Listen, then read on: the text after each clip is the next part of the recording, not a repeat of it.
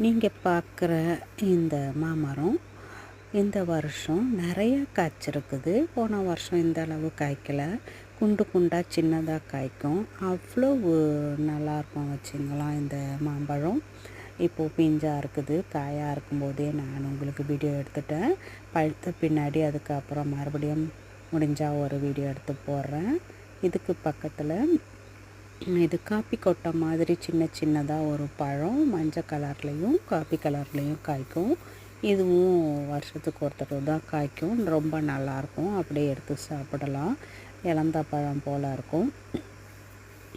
இந்த ஊரில் பழ மரங்களுக்கு பஞ்சமே இல்லை.